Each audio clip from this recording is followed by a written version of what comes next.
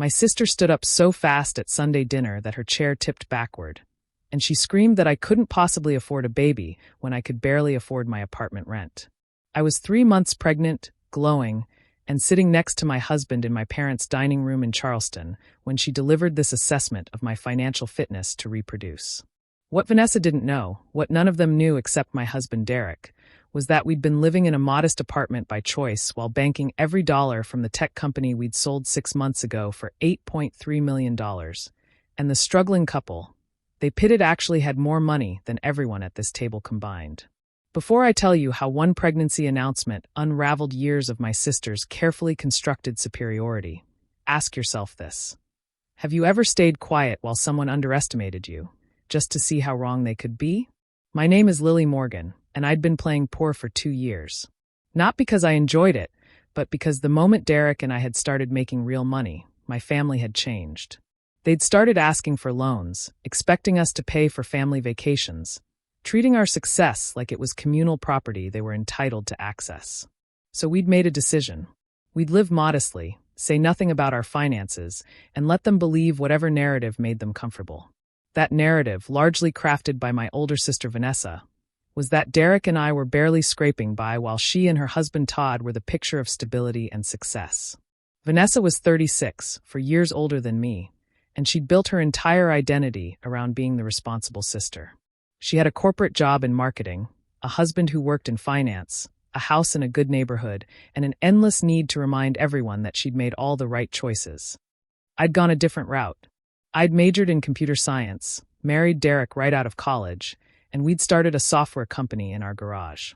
For 5 years, we'd worked 100-hour weeks, eaten ramen, lived in a tiny apartment, and built something revolutionary. A platform that helped small businesses automate their inventory management. When we'd sold the company, we'd been smart. We'd paid off all debt, invested most of the money, and lived off Derek's new salary from his job at a Fortune 500 tech firm. We'd kept the same apartment, the same used cars, the same low-key lifestyle. We'd wanted to know who in our lives loved us versus who loved what we could provide. The results had been illuminating and painful. My parents, retired teachers living on a fixed income, had started dropping hints about how Vanessa always helped them with repairs, and how nice it would be if we could contribute more to family expenses. My brother Jake had asked Derek to invest in 3 separate business ideas, getting offended when we'd declined. And Vanessa had appointed herself the family's financial counselor, regularly offering me unsolicited advice about budgeting and career advancement. You know, Lily, if you'd stayed in corporate instead of that startup gamble, you'd be making 6 figures by now, she'd said at last Thanksgiving. Derek too. But I guess some people prefer the fantasy over security. I'd smiled and changed the subject. Derek had squeezed my hand under the table, a silent reminder of why we were doing this. The pregnancy had been planned and celebrated, at least between Derek and me. We'd been trying for 6 months, and when those 2 lines appeared, we'd cried happy tears and immediately started planning. We'd bought a house, a gorgeous 4-bedroom waterfront property on Sullivan's Island, paid cash so there'd be no mortgage. We'd hired a designer for the nursery. We'd set up a trust fund that would cover our child's education through graduate school. But we'd told no one. Not yet. The Sunday dinner was supposed to be a simple family gathering. My parents, Vanessa and Todd, Derek and me. We'd planned to announce the pregnancy, celebrate, maybe tell them about the house. We hadn't planned on Vanessa having news of her own. We'd barely sat down when Vanessa had cleared her throat importantly. Todd and I have an announcement. We're pregnant. Due in December. The table had erupted in congratulations. Mom cried. Dad shook Todd's hand repeatedly. I'd hugged my sister genuinely, happy for her despite everything. We're so excited, Vanessa had continued, glowing. We've been planning this carefully. We've saved up, paid down the house, positioned ourselves financially. This is how you bring a baby into the world, with stability and preparation. That last part had been directed at me, though she'd looked at everyone else while saying it. Derek had raised his eyebrows at me. I'd shaken my head slightly. Not yet. But then Mom had turned to me. Lily, honey, you and Derek have been married 5 years now. Any plans for babies? It had been the perfect opening. I'd smiled and said simply, actually, yes. We're pregnant too. Due in November. The reaction had been immediate but not what we'd expected. Mom had gasped happily. Dad had started to smile. But Vanessa had frozen, her champagne glass halfway to her mouth. Then she'd stood up so violently her chair fell backward. "You're what?" Her voice had gone shrill. "Lily, you can't afford a baby. You live in that tiny apartment. Derek's still paying off his student loans. You can barely afford your own bills. How are you going to afford childcare and diapers and everything else?" I'd blinked, genuinely shocked by her vehemence. "Vanessa, we're fine financially." "No, you're not. I've seen your apartment. I know Derek's job doesn't pay that well. This is irresponsible." She'd turned to our parents. Tell her this is a mistake." Mom had looked uncomfortable. "Vanessa, honey, sit down. I'm sure they've thought this through." "They haven't. They never think things through. This is exactly like when they started that ridiculous company instead of getting real jobs. They live in fantasy land." "Vanessa, that's enough," Dad had said quietly. But my sister hadn't stopped. She'd turned back to me, her face red, eyes bright with something that looked like panic. "I'm pregnant too, Lily. I'm having a baby too. But I'm actually stable. I'm actually prepared. I have a house and savings and a financial plan. You have nothing." The words had hung in the air like smoke. The desperation in her voice, the need to be superior, had been so naked it was almost painful to witness. Derek had reached over and taken my hand. He'd looked at me, silently asking for permission. I'd nodded. "Vanessa," Derek had said calmly, "I think you're operating under some misunderstandings about our financial situation." "What misunderstandings?" "I know what your job pays. I know you're still in that same apartment." "I know. You know what you've assumed," I'd interrupted gently. "Derek, didn't we want to tell them about the house?" Derek had smiled, pulling out his phone. "We bought a house. Closed on it 3 weeks ago." He'd pulled up the photos, handed the phone to my dad. I'd watched Dad's eyes widen as he scrolled through images of the waterfront property, the private dock, the 4 bedrooms, the chef's kitchen, the nursery we'd already started designing. Lily, this is the Anderson property on Sullivan's Island," Dad had said slowly. "This house is worth $1.2 million, I'd supplied.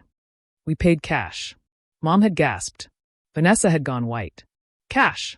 Todd had repeated. "How did you? The company Derek and I started? The one that was a ridiculous gamble?" I'd kept my voice gentle, not wanting to be cruel, but needing to be clear. "We sold it 6 months ago. The buyer was a private equity firm that saw the potential Vanessa didn't." "For how much?" Jake had asked from the end of the table, where he'd been silently watching the drama unfold. $8.3 million. Our combined share after taxes and paying our small team was just over $6 million. The silence had been absolute. You could have heard a pin drop in the next county. Vanessa had sunk back into her chair, her face cycling through expressions. Disbelief, shock, something that might have been grief. $6 million? You've had $6 million for 6 months, and you didn't tell anyone. We told our financial advisor and our lawyer, Derek had said calmly. The people who needed to know. We're your family. Vanessa's voice had cracked. You let us think you were struggling. We never said we were struggling, I'd pointed out. You said that. You decided we were barely scraping by because we lived in a modest apartment and drove used cars. We just didn't correct you. Why not? Mom had asked, looking genuinely confused and a little hurt. Lily, why wouldn't you share something so wonderful? I'd taken a deep breath, choosing my words carefully. Because the last time we had a small financial success, before we sold the company, everyone started treating us differently. Jake asked Derek to invest in business ideas without business plans. You and Dad started hinting we should help more with family expenses. Vanessa gave me a lecture about how wealth brings responsibility to family. Because it does, Vanessa had protested. Maybe. But we wanted to know who loved us versus who loved what we could provide. We wanted to make decisions about our money without pressure, without guilt, without everyone suddenly having an opinion about how we should spend what we'd earned. Dad had set down Derek's phone carefully. So you've been testing us? Living our lives, Derek had corrected. Privately. The way everyone is entitled to do. Vanessa had been staring at the table, tears running down her face. All this time I've been giving you advice about money. About being responsible. About making better choices. And you were millionaires. We were, I'd agreed softly. And every piece of advice felt like judgment. Every comment about our apartment or our cars or our choices felt like you needed us to fail so you could be the successful sister.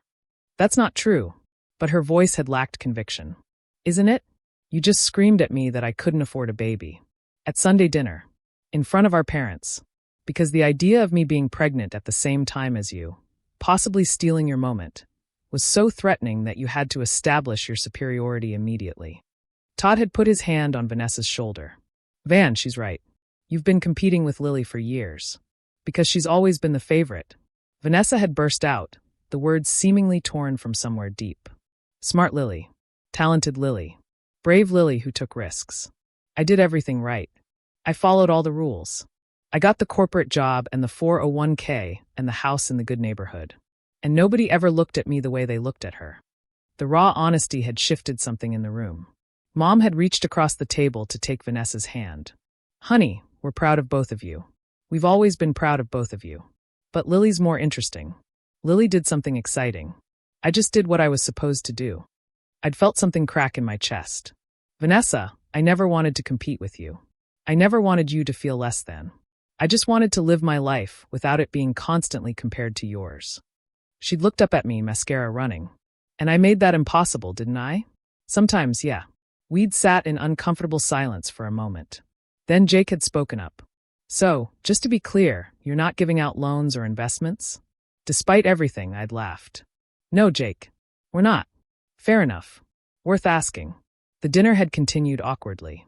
We'd managed to circle back to celebrating both pregnancies, though the joy was muted by everything that had been exposed. Vanessa had apologized, stiffly at first, then more genuinely as the evening wore on. I'm happy for you, she'd said as we were leaving. About the baby. About the house. About everything. I'm sorry I couldn't just say that first. I'm happy for you too, I'd replied honestly. Our kids are going to be close in age. That could be really special. She'd nodded, wiping her eyes. Can I see the house sometime? The real house. Of course. Next week. I'd like that. Derek and I had driven home in silence, processing everything. Finally, he'd spoken. That was brutal. It was necessary. We couldn't keep pretending forever. Do you think your relationship with Vanessa can recover? I'd thought about it, watching the Charleston streets pass by. Maybe. But it needs to be a real relationship, not one based on her being better than me or me being less threatening to her ego. If we can't have that, maybe we don't have anything. That's harsh. It's honest. And I'd rather have honest than comfortable. 2 months later, I was sitting in our new house, the waterfront view spectacular from the nursery windows, when Vanessa called. Lily, can we talk? Of course. I've been in therapy, working on the competition thing, the need to be superior. My therapist says I tied my self-worth to being the successful sister, and when that got threatened, I lashed out. That makes sense. I'm sorry. Really, truly sorry. Not just for dinner, but for years of making you feel like your choices were wrong just because they were different from mine. I appreciate that, Vanessa. Thank you. Can we start over? Not as competing sisters, but as just sisters. I'd smiled, feeling something tight in my chest finally loosen. I'd really like that. It wasn't perfect. We were still navigating new dynamics, still learning to relate without comparison or competition. But it was better, more honest, more real. And when our daughters were born 5 weeks apart, Vanessa was the first person to visit after my parents. She'd held my baby girl and cried, and for the first time in years, they were happy tears without an edge of envy. She's perfect, Vanessa had whispered. So is yours, I'd replied, meaning it. We were learning slowly that stability isn't about who has more or who achieved what first. It's about being secure enough in yourself that someone else's success doesn't feel like your failure. And maybe, if we're lucky, our daughters won't grow up thinking they need to compete. Maybe they'll just grow up loving each other, the way sisters should. If you've ever been treated like your success is threatening to someone else, know this. Their insecurity isn't your responsibility. You're allowed to succeed, to thrive, to have more than people expect. And if they can't handle that without making you smaller, that's their limitation, not yours. Stability isn't about who talks loudest about their achievements. It's about being secure enough that you don't need to.